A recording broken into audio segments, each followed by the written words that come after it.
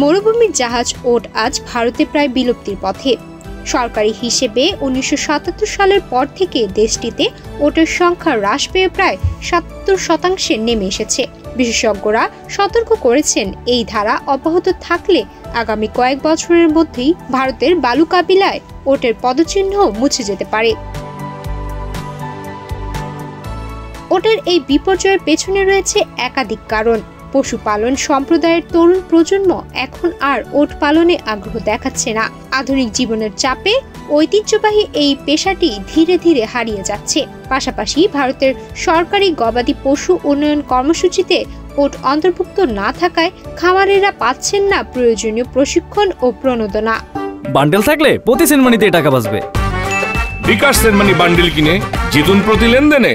ওটের দুধে রয়েছে পুষ্টিমান, আর মালপত্র বহন, গাড়ি টানা ও পর্যটকে ব্যবহারের ক্ষেত্রেও রয়েছে অপার সম্ভাবনা। কিন্তু যথাযথ প্রচারণা এবং বাজার সুবিধার অভাবে এসব ব্যবহার আজ প্রায় অনুপস্থিত। বিশেষ করে রাজস্থানের থর মরুভূমি ও গুজরাটের কচ্ছ অঞ্চলে ওটের প্রজাতিগুলোর অবস্থা বেশ শোচনীয়। বিকেনেরি, মেওয়ারি, জয়সলমেরি, কচ্ছি ও খারাই প্রজাতির ওট আজ সংকটপূর্ণ। খারাই প্রজাতি সাঁতারে পারদর্শী হওয়ায় বিশেষভাবে পরিচিত হলেও এখন এটি বিলুপ্তির আশঙ্কায় রয়েছে। এছাড়াও হিমালয়ের পাদদেশের লাদাখ অঞ্চলে বিরল দুটি কুচবিশিষ্ট ব্যাকট্রেন প্রজাতির ওটের সংখ্যা ইতোমধ্যেই 300-এরও নিচে নেমে এসেছে।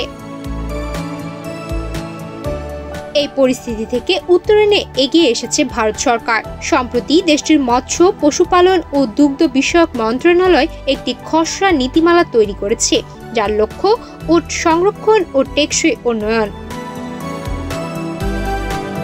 নীতিমালাটি চূড়ান্ত অনুমোদন পেলে ন্যাশনাল ক্যামেল সাস্টেইনেবিলিটি ইনিশিয়েটিভ নামের ভারতের প্রথম ওট সংরক্ষণ প্রকল্প চালু হবে।